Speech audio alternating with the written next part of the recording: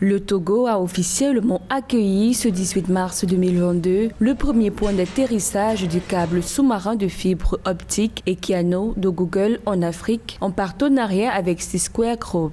Vaste projet d'infrastructure réseau du géant de l'Internet pour connecter l'Europe à l'Afrique. Le déploiement de ces dispositifs devrait permettre d'offrir un accès haut débit à l'Internet amélioré et abordable. Ce choix, selon des experts, conforte par ailleurs les ambitions de hub digital en Afrique de l'Ouest du pays.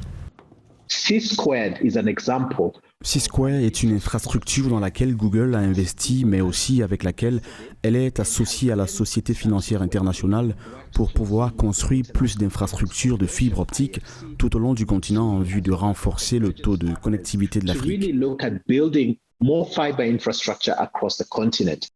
Le déploiement de ce câble de dernière génération est une réponse aux exigences de la stratégie togolaise de transformation numérique déclinée dans la feuille de route gouvernementale 2020-2025, celle de garantir la souveraineté numérique et de s'affirmer comme un hub numérique de premier ordre dans la sous-région ouest africaine. Le dispositif constitue ainsi un instrument essentiel et stratégique dans la réalisation des projets ambitieux de digitalisation au Togo.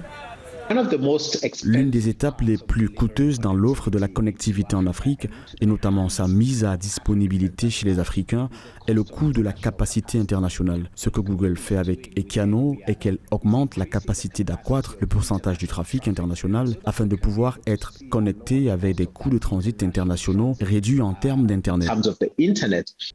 Selon les autorités togolaises, le déploiement de cette infrastructure devrait permettre au pays de se doter d'une bande passante 20 fois supérieure à celle de tout autre câble existant en Afrique de l'Ouest et de réduire le coût des données de plus de 14% d'ici à 2025. Rappelons que le câble sous-marin Equiano de Google était initialement prévu d'arriver d'abord au Nigeria.